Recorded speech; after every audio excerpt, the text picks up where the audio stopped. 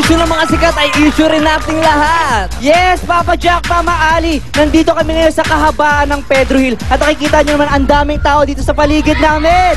Gusto makisali sa usapan? Tulad na lang dito si Mang Rodrigo. Mang Rodrigo, kapag Becky, mas magaling bang daddy? Hindi! Bakit nyo nasabing hindi? Paano naubos ang panahon nila sa pag-toke ng kanilang kilay, kanilang yung defect, pinalalaki. Ang oras nila. May kasama mo ba kayong ganyan sa bahay? Wala naman. Okay, maraming salamat, Mang Rodrigo. Papa Jack, Mama Ali, back to the box! Ay, nako naman. Alright, ayan. Pinipicture mo po ilong ko, ilong. Ayan, salamat, Kambal. Mama, kanina, bago tayo nag-break, natanong ko pa si, Mami, Papa. Amado na lang, ayan. Kasi po, siya po isang, kumbaga, nagkakaedad ng Becky. Huwag kang magagalit, ha? At sa kanyang pagkakaroon ng mahabang panahon na pagtanto niya yung buhay niya, walang mag-aalaga sa kanya. At nag-apon po siya ng pamangkin. Kwento niyo po sa amin, bakit niyo po ito ginusto? Kasi para pagkatanda ko, may awa ang Diyos, may gagabay sa akin. Tsaka yung mga... Siyempre, di ba sabi ang buhay mo, hindi habang pa matanda ka bata. Alright, ang ating pag-uusapan ngayong umagang ito, yung kung magaling bang daddy ang isang Becky, di ba? Doon yung pag-uusapan natin. Ang nais mo lang naman, may mag-alaga sa'yo. Bakit hindi ka nalang nagkaroon ng asawa, ng partner sa buhay, kahit kapwa mo lalaki? Bakit mo pinili maging daddy na lang kaysa maging partner? Kasi mahirap din lalaki, tagang lalaki mag-asawa pa rin iwanan kapag nakilang panahon. Kung mag-alaga ka ng pamangkin mo o ibigay sa isang bagay, mas maganda kasi maintindihan lahat ng bata ginagawa mong pag-aaruga sa kanya. Ganito, sa iyong pagkapalaki, sa iyong ampon, pamangkin, di ba? Ano ka sa kanya? Nanay ka ba o tatay ka? Pareho. Mama! Mama Jack, eto na, mga reaksyon! Mali ba yun, no? Eh, paano pag namatay ka ngayon, kaya kalagaan ng bata? Bakit naman mamatay ngayon? Kausap ko pa siya. Teka lang muna. Okay, amado mo na, ano? Halimbawa lang daw. Halimbawa.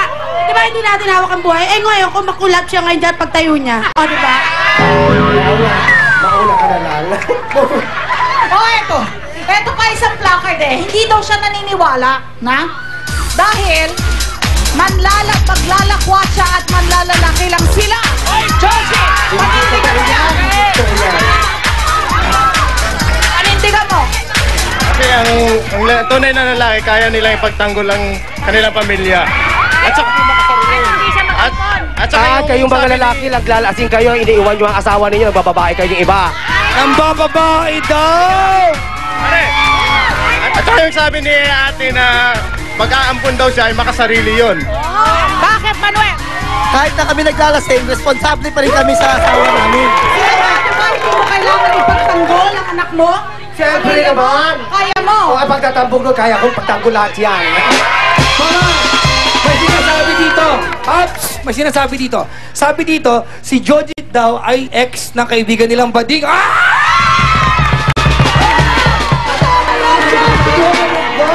Totoo ba yun? Hindi po nangyari yun. Alright, mga kaibigan. Napakainit po ng ating talakayang bayan dito sa may Pedro Hill. At pinag-uusapan natin yung posisyon o pagtingin ng isang Becky bilang daddy. Ikaw ay isang Becky na daddy. Yes. Proud ka?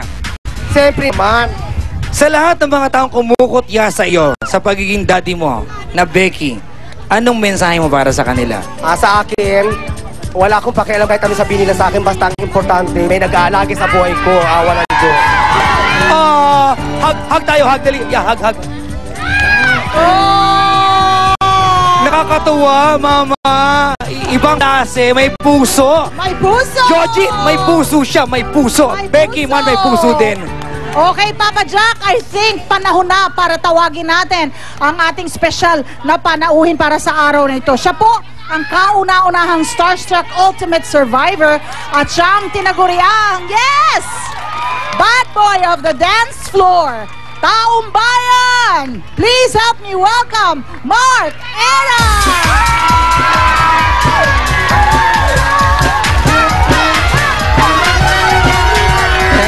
Ako! Talaga naman!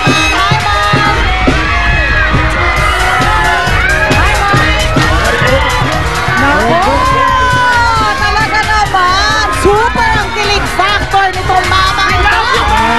Next one na tayo, Mark! Ready ka na? Ready na po. Okay, ikaw nga ba ay lumaki sa pangangalaga ng isang Becky? Yes po. Nako, totoo pala. Hindi mo naman yung sinikreto, di ba? Pero Hindi po, ngayong hindi po. araw na to, hihimayin natin yan. Opo. Okay, dahil ang tanong natin sa taong bayan, si Becky, mas magaling bang daddy? Sasagutin mo yan mamaya, dito lamang yan. Kasama natin si Mark Era sa Starbucks!